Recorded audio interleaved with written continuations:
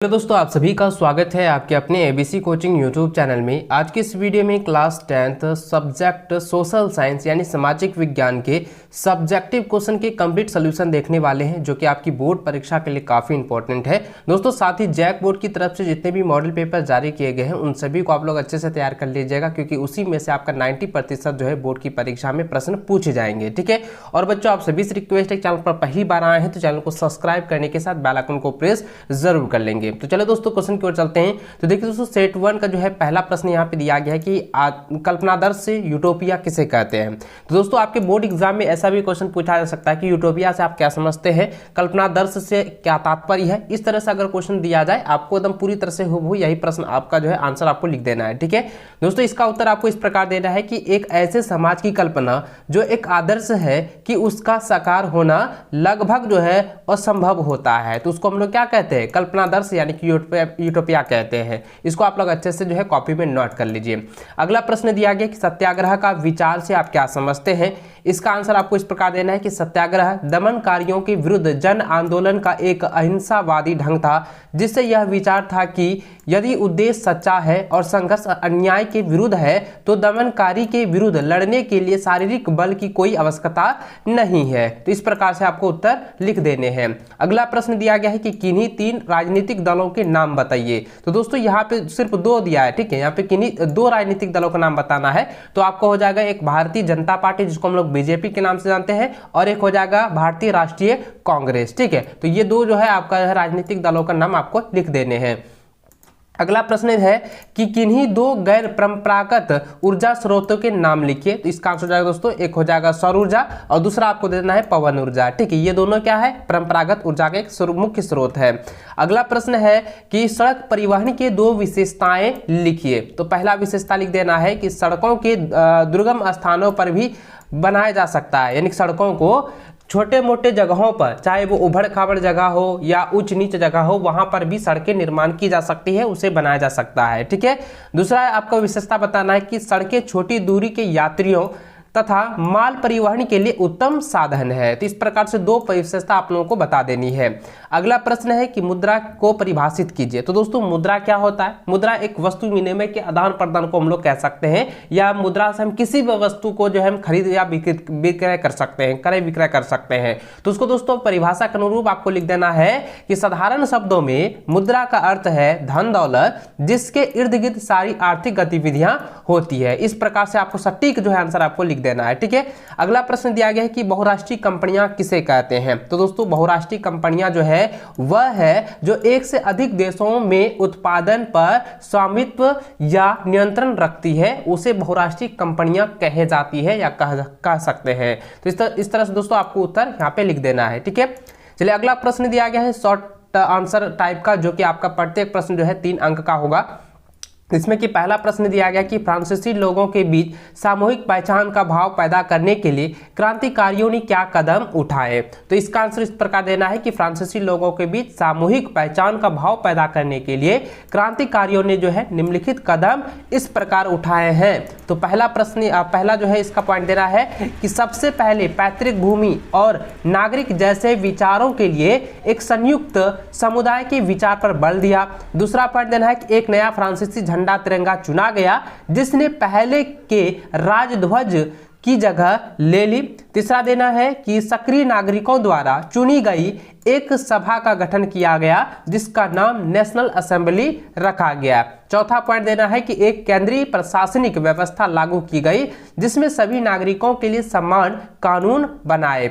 अगला पॉइंट आपको देना है जो कि काफी वीवीआई पॉइंट है, इसमें लिख देना है कि आंतरिक आयात निर्यात शुल्क समाप्त कर दिए गए और नाप तौल की एक समान व्यवस्था लागू की गई। तो इस प्रकार से दोस्तों हमने देखा कि आप लोगों का जो क्वेश्चन है, यानी फ्रांसीसी क्रांतियों में जो सामूहिक पहचान का भाव जो पैदा किया, जो क्रांतिकारियों ने किन किन कदमों को उठाया है। तो इसको आप लोग अच्छे से आप कॉपी में नोट कर लीजिए, इसको अच्छे से आप लोग रख लीजिएगा। ठीक है, अगला प्रश्न दिया गया कि सुंदर बंदरगाह 18वीं सदी के अंतर्गत हसिये पर क्यों पहुंच गया। तो दोस्तों इसका आंसर इस प्रकार आपको देना है कि सूरत में जो है, सूरत पूर्व औपनिवेशिक काल का एक महत्वपूर्ण बंदरगाह था, जहां से पश्चिमी एशिया के साथ होने वाला व्यापार काफी समृद्ध था, यानी कि प्रसिद्ध था।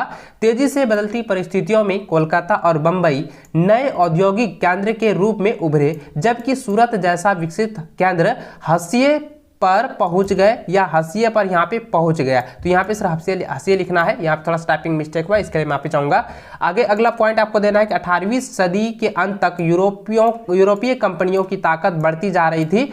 पहले उन्होंने स्थानीय दरबारों से कई तरह की रियायत हासिल की और इसके बाद उन्होंने व्यापार पर अधिकतर या अधिकार प्राप्त कर लिया, यानी उन्होंने जो है बाद में क्या किया, व्यापार पर जो है अधिकार जो है उन्होंने जमा लिया, अपना जो है धाक जमा लिया। ठीक है, तीसरा पॉइंट देना है कि इससे सूरत व हुगली दोनों पुराने बंदरगाह कमजोर पड़ गए।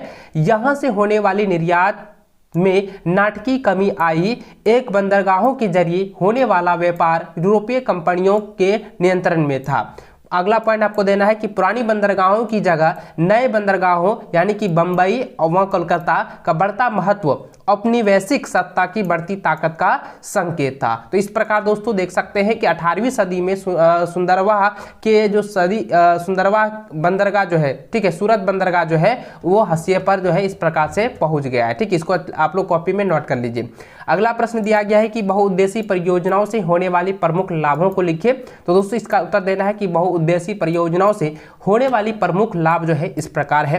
पहला देना है कि जल भंडारण में सहायता मिलती है। दूसरा देना है कि बाढ़ रोकने में भी सहायता मिलती है। तीसरा देना है कि जल विद्युत का उत्पादन होता है। चौथा देना है कि नहरों द्वारा नौका परिवहन या नोवा यहाँ पे हो जाएगा नौका, ठीक है, नौका परिवहन में भी सहायता मिलती है। और अगला पॉइंट देना है कि मत्स्य पालन के लिए उत्तम क्षेत्र प्रदान करती है। तो इस प्रकार से दोस्तों बहुउद्देशीय, ठीक है, बहुउद्देशीय परियोजनाओं से लाभ इस प्रकार है। तो इसको जो है आप कॉपी में नोट कर लीजिए। अगला प्रश्न दिया गया कि एक पेयजल या एक पेय फसल का नाम बताइए तथा उसको उगाने के लिए अनुकूल परिस्थितियों का वर्णन दें। तो दोस्तों मैंने आपको बताया था कि पेय फसल क्या है, चाय। यह चाय एक पेय फसल है। इसको उगाने के लिए अनुकूल भौगोलिक परिस्थितियां जो है निम्नलिखित इस प्रकार है। पहला पॉइंट देना है कि इसकी कृषि हेतु लेटराइट मिट्टी वाली ढालू भूमि उत्तम होती है। ठीक है, ये पहला हो गया। दूसरा पॉइंट भी देना है कि इसके लिए कुशल एवं सस्ते श्रमिकों की आवश्यकता होती है। तीसरा पॉइंट देना है कि इसके लिए 20 डिग्री सेल्सियस से 30 डिग्री सेल्सियस तापमान आवश्यक होता है।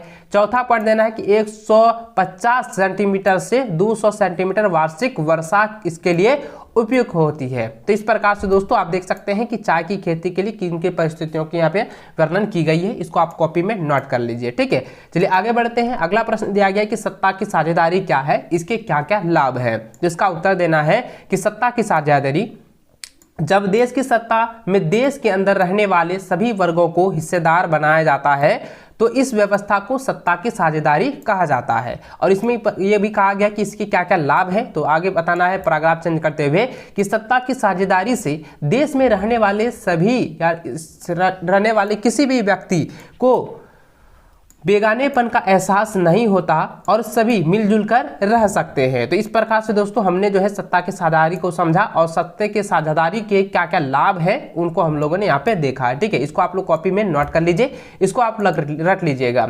अगला प्रश्न दिया गया है कि दबाव समूह और राजनीतिक दल में क्या अंतर है। तो दोस्तों उत्तर देना है निम्नलिखित अंतर है। पहला पॉइंट देंगे कि दबाव समूह और राजनीतिक संगठन है वह किसी विशेष वर्ग के समान हितों को लेकर चलता है, जबकि राजनीतिक दल एक राजनीतिक संगठन होता है जो समाज के सामान्य हितों का प्रतिनिधित्व करता है। दूसरा पॉइंट देना है कि दबाव समूह का उद्देश्य सार्वजनिक नीति निर्माण प्रक्रिया को प्रभावित कर अपने उद्देश्यों की पूर्ति करना होता है, जबकि राजनीतिक दल का मुख्य उद्देश्य सत्ता को प्राप्त करना होता है।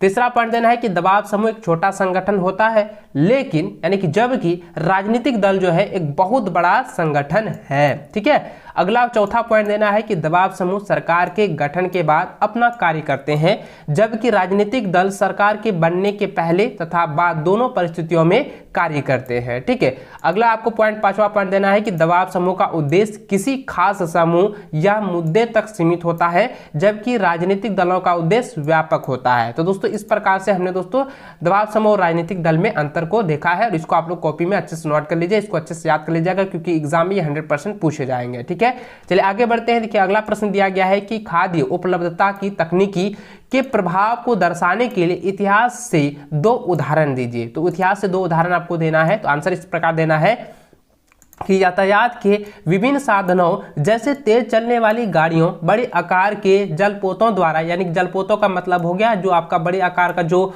नाव चलता है जिसको पानी वाला जहाज कह सकते हैं, द्वारा यह खाद्य पदार्थों को दूर दूर के बाजारों में कम लागत पर और आसानी से पहुंचाना आसान हो गया। उसके बाद आपको पैराग्राफ चेंज करते हुए लिखना है कि रेफ्रिजरेटर, ठीक है, रेफ्रिजरेटर की तकनीक युक्त जहाजों के कारण अब जल्दी खराब होने वाली चीजों जैसे कि मांस, फल आदि भी लंबी यात्राओं में ले जाया जा सकता है। तो इस प्रकार से दोस्तों आपने देखा, इसको आप लोग कॉपी में नोट कर लीजिए और इसको आप लोग 100% जो है तैयार कर लीजिएगा। ठीक है, अगला प्रश्न देखिए दोस्तों, यह जो काफी इंपॉर्टेंट सवाल ही एक्स्ट्रा सवाल था इसलिए मैंने इसका उत्तर नहीं दिया। तो यहाँ पे देखिए लिखा है कि बैंकों की क्रियाविधि का वर्णन करें। ये तो आप सभी को पता है कि बैंकों की जो क्रियाविधि है वो किस प्रकार से है। आपको 2 से 3 पॉइंट आपको दर्शा देना है। जैसे कि आप दर्शा सकते हैं कि बैंकों से हम अपनी जो है धनराशि को जमा और निकासी कर सकते हैं। दूसरा पॉइंट लिख सकते हैं कि हम बैंकों से जो है कुछ प्रतिशत के आधार पर हम ऋण ले सकते हैं। और उसके बाद आगे लिख सकते हैं कि हम बैंकों में अपना जमा राशि के साथ उसकी ब्याज को भी ले सकते हैं। तो ये 3 पॉइंट आपको दर्शा सकते हैं। ठीक है, चलिए दोस्तों आगे बढ़ते हैं। देखिए लॉन्ग आंसर यहाँ पे दिया गया है जो कि पहला प्रश्न इसमें लॉन्ग आंसर का है। यहाँ पे दिया है कि G77 देशों से आप क्या समझते हैं। G77 किस आधार पर ब्रिटेन वुड्स की जुड़वा संतान की प्रतिक्रिया कहा जा सकता है, व्याख्या करें। दोस्तों यह काफी VBI क्वेश्चन है, इसको आप लोग कॉपी में 100% लिख लीजिए और इसको आप लोग अच्छे से रख लीजिएगा क्योंकि वहां पे आपकी बोर्ड परीक्षा में जो है ना सिर्फ ये क्वेश्चन इस प्रकार से घुमा के भी दे सकता है, ये क्वेश्चन इस प्रकार भी दे सकता है कि G77 से आप क्या समझते हैं, इसकी जुड़वा संतानों की प्रतिक्रिया पर एक व्याख्या करें। तो इस प्रकार से आप शॉर्ट में जो है इसका आंसर क्वेश्चन देगा लेकिन आंसर आपको सेम लिखना है। ठीक है, चलिए दोस्तों इसके आंसर की ओर चलते हैं। तो देखिए सबसे पहला इसका आंसर को समझते हैं, G77 देशों से आप क्या समझते हैं।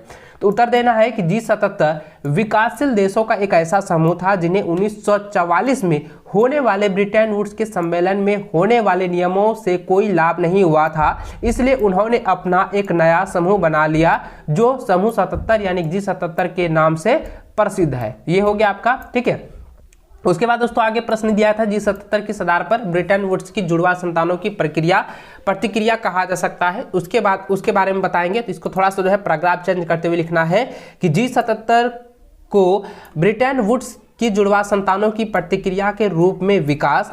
उसके बाद आगे लिखना है कि ब्रिटेन वुड्स के सम्मेलन में अंतर्राष्ट्रीय मुद्रा कोष और विश्व बैंक का जन्म हुआ था जिन्हें ब्रिटेन वुड्स की जुड़वा संतान कहा जाता है क्योंकि अंतर्राष्ट्रीय मुद्रा कोष और विश्व बैंक पर केवल कुछ शक्तिशाली विकसित देशों का ही दबदबा था, इसलिए उसने विकासशील देशों को कोई विशेष लाभ ना हुआ। इसलिए इन ब्रिटेन वुड्स की जुड़वा संतान की प्रतिक्रिया के रूप में विकासशील देशों की G77 नामक देशों में नई आर्थिक प्रणाली की मांग कर डाली ताकि उनके अपने आर्थिक उद्देश्य पूरे हो सके। जैसे कि पहला पॉइंट देना है कि इस नई अंतर्राष्ट्रीय आर्थिक प्रणाली से उन्हें यह आशा थी कि उन्हें अपने संसाधनों पर सही अर्थों में नियंत्रण हो सके। दूसरा पॉइंट देना है कि उन्हें विकास के लिए अधिक सहायता मिल सके। तीसरा पॉइंट देना है कि उन्हें कच्चे माल की सही दाम मिल सके। इस प्रकार से दोस्तों आपने देखा कि G77 से आप क्या समझते हैं और G77 जो है ब्रिटेन वुड्स के जुड़वा संतानों की प्रतिक्रिया किस प्रकार रही, इसको आप कॉपी में अच्छे से नोट कर लीजिए। अगला प्रश्न देखिए दोस्तों, यहाँ पे दिया गया है कि संघी शासन के संघी और एकात्मक या एकात्मक स्वरूपों में क्या क्या 3 मुख्य अंतर है, इसके उदाहरणों के माध्यम से स्पष्ट कीजिए।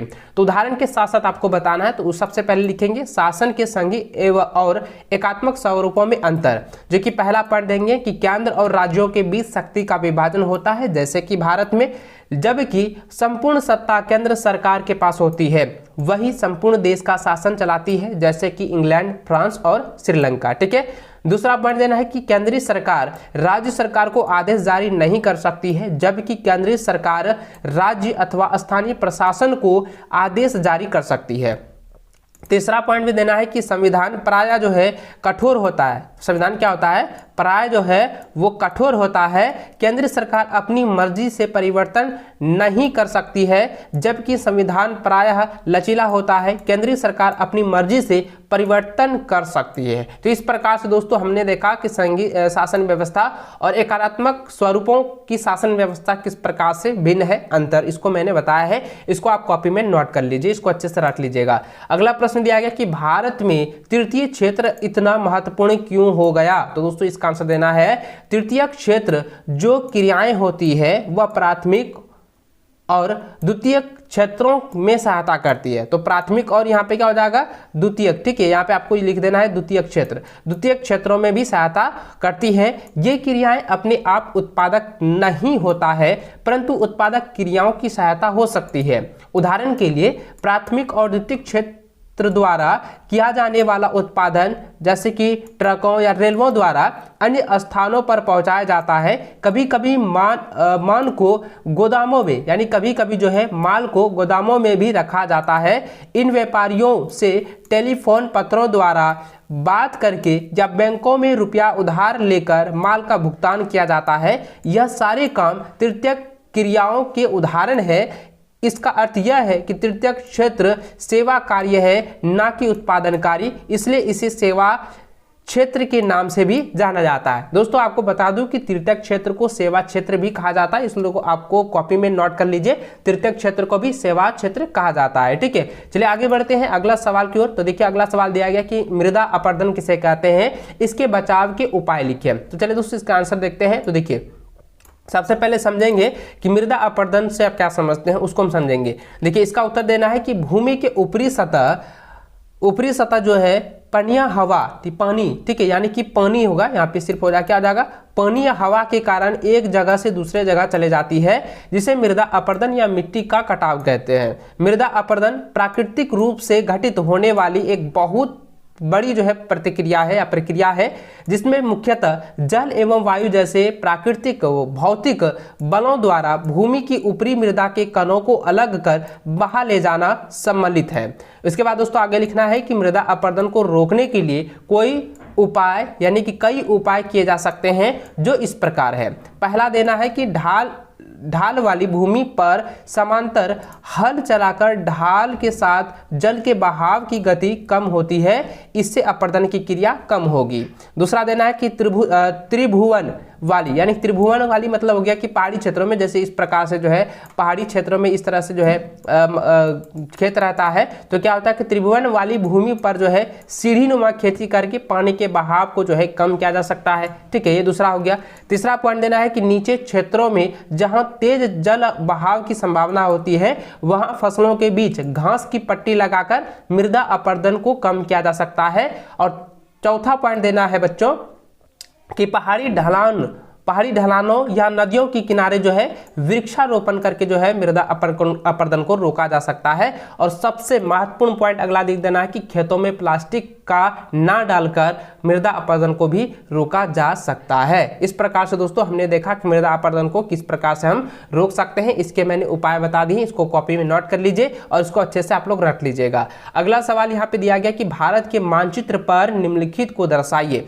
दोस्तों सबसे पहला देख सकते हैं कि भारत का ये मानचित्र है, अब इसको दर्शाना है। सबसे पहले देखिए यह है स्वर्णिम चतुर्भुज परियोजना। तो दोस्तों यह जो आप देख सकते हैं, यह जो है ये आपका जो लकीर जो ये है आपका स्वर्णिम चतुर्भुज परियोजना। ठीक, आप इसको अच्छे से जो है याद कर लीजिएगा। और देखिए दूसरा दिया है कि तूतीकोरन जो है यहाँ पर है, क्या यहाँ पर है, ये वाला तूतीकोरन है। उसके बाद हीराकुंड बांध जो है यहाँ पर है।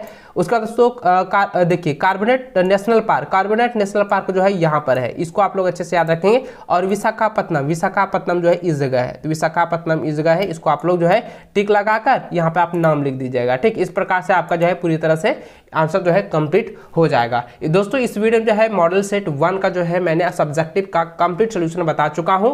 आप लोगों का जो भी कंफ्यूजन था, जो भी आपके पास अभी भी डाउट है, मुझे नीचे कमेंट करके जरूर बताएंगे। जल्द ही मैं उसका जो है आपके कंफ्यूजन और आपके डाउट को क्लियर करने की कोशिश करूंगा। और बच्चों आपने अभी तक इस वीडियो को लाइक नहीं किए हैं तो वीडियो को लाइक अपने सभी दोस्तों के साथ शेयर करें और चैनल पर पहली बार आए चैनल को सब्सक्राइब करने के साथ बेल आइकन को प्रेस जरूर कर लेना।